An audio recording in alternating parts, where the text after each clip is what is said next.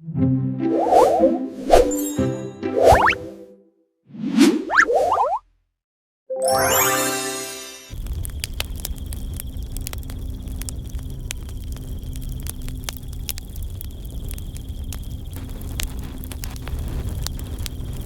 भाई, इस बार ठंड कुछ ज्यादा नहीं पड़ रही, या फिर मुझे ही बहुत लग रही है। हाँ भाई, इतनी ठंड तो मैंने मेरी पूरी जिंदगी में कभी नहीं देखी। चलो भाई अपने अपने घर, वरना ये ठंड हमें यही जमा देगी।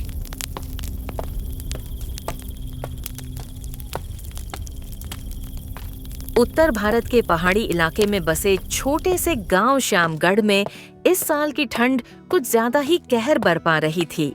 बर्फबारी का नाम तो वहां हमेशा से था, लेकिन इस बार ठंड का असर इतना भयानक था कि बर्फबारी के पहले ही इतनी ठंड थी कि गांव वाले सुबह का काम भी दोपहर तक खिसका देते, क्योंकि सूरज की किरणें देर से निकलती थीं और वह भी धुंध में खोकर रह जाती थीं।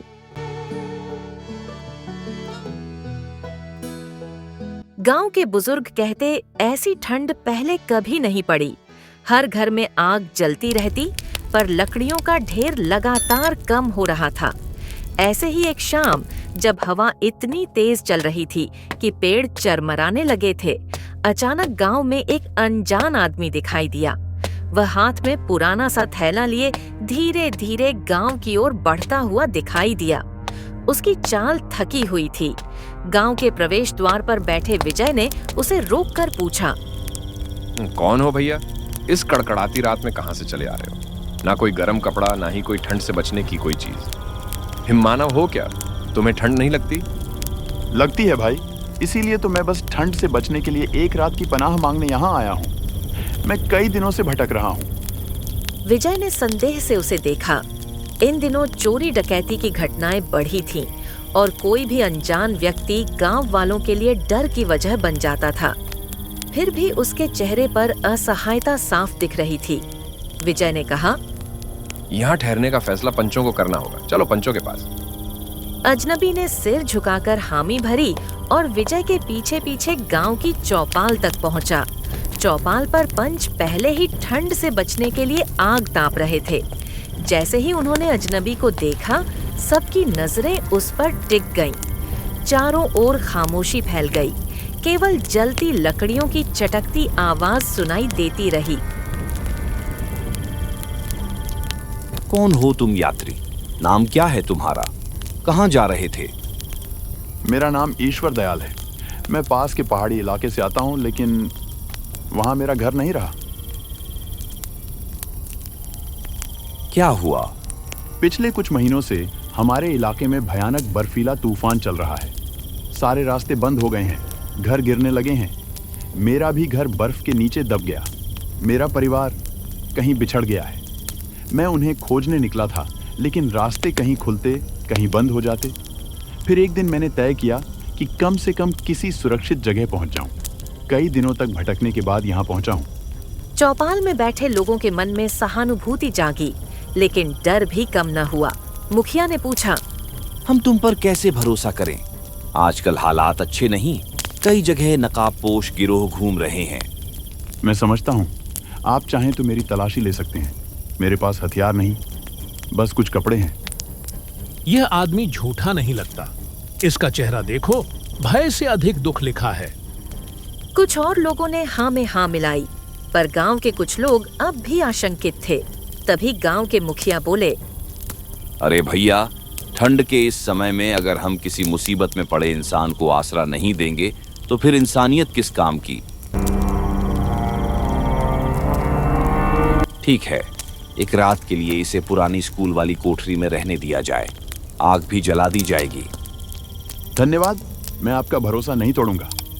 स्कूल की पुरानी कोठरी में आग जलाई गई और ईश्वर को एक मैले से कंबल के साथ वहां ठहराया गया।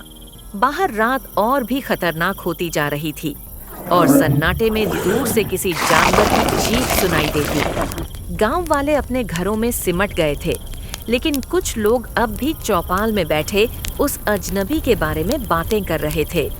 ईश्वर कोठरी में अकेला बैठा, उसके चेहरे पर उदासी की गहरी रेखाएं उभर आईं।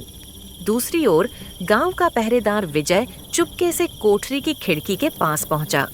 संदेह अब भी उसके मन में था, इसलिए वह देखना चाहता था कि ईश्वर भीतर क्या कर रहा है। लेकिन खिड़की से झांकने पर उसने देखा कि वह आदमी दर्द से भरकर आंखें पोंछ रहा है। यह देखकर विजय का मन भी थोड़ा नरम पड़ा। वह अंदर गया। उसने पूछा, सब ठीक है ना भाई? हाँ, बस यादें परेशान कर देती हैं। गांव वाले भले संशय में हो, पर मुझे लगता है कि तुम्हारी कहानी में सच्चाई है। तुम्हें कुछ चाहिए? बस थोड़ी देर गर्मी और एक सुरक्षित जगह, यही बहुत है। विजय चला गया, लेकिन जाते जाते उस देखा कि कोठरी की दीवार पर अजीब सी परछाइयां पड़ रही थीं, जैसे ईश्वर के अलावा कोई और भी उस कमरे में हो। उन्होंने सोचा शायद ठंड की रात का भ्रम हो।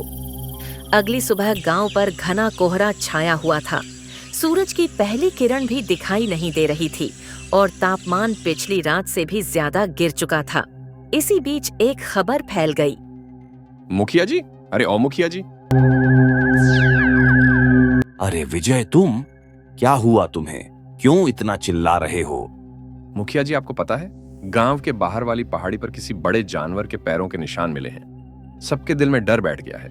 सर्दियों में कभी कभी भेड़िए नीचे आते थे, लेकिन ये पैरों के निशान कुछ अलग ही है, बहुत बड़े और गहरे। पंचों ने तुरंत बैठक बुलाई। मुखिया ने कहा, हमें सावधानी रखनी होगी, कोई भी रात को बाहर न निकले। तभी विजय ने धीमी आवाज में कहा, कल रात कोठरी के पास भी कुछ अजीब परछाइयां दिखीं। ऐसा लगा जैसे कोई बड़ा जीव वहां मंडरा रहा हो।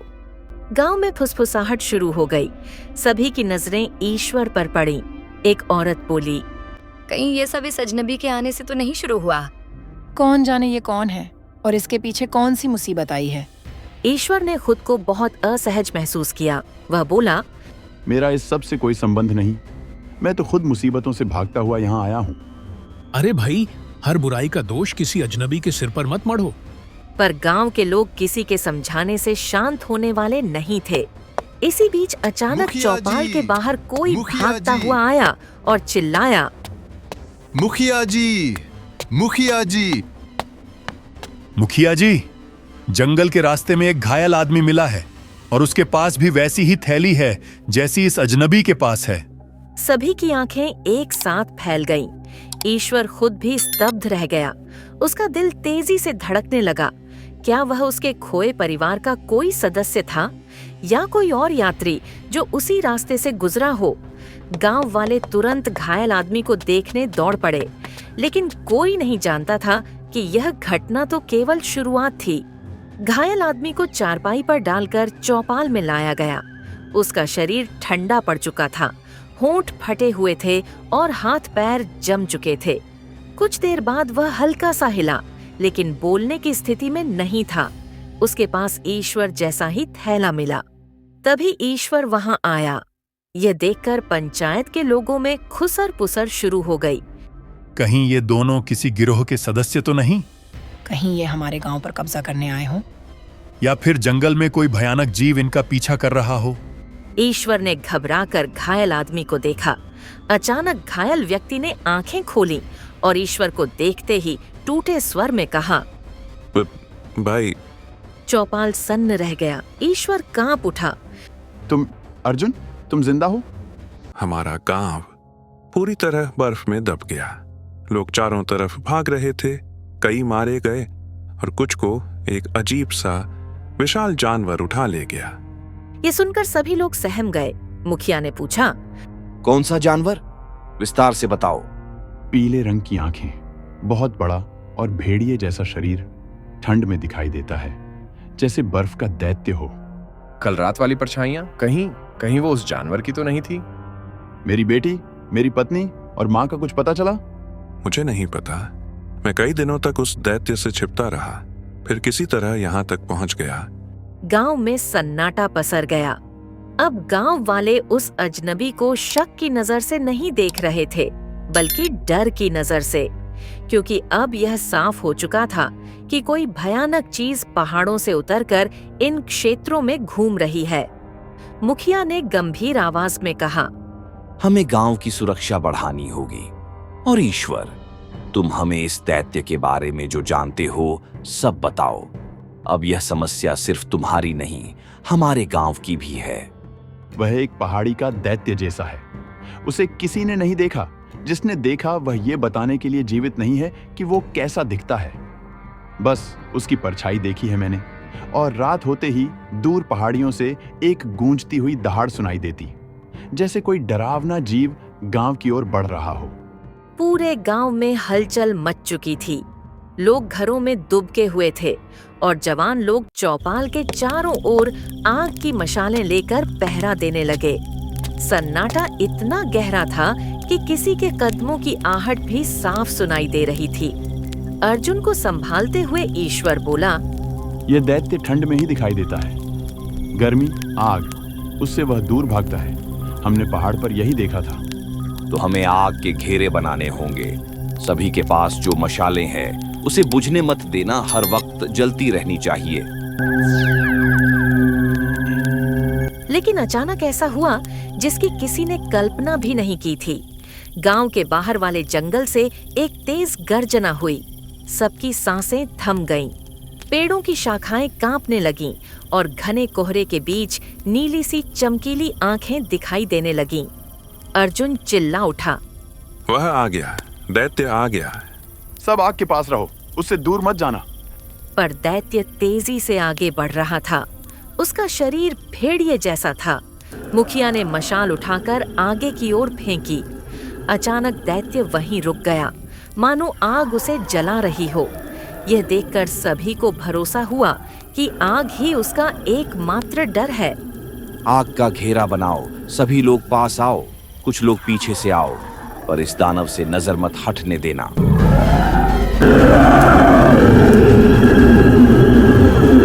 गांव वाले मिलकर चारों ओर मशालें के आगे बढ़ने लगे।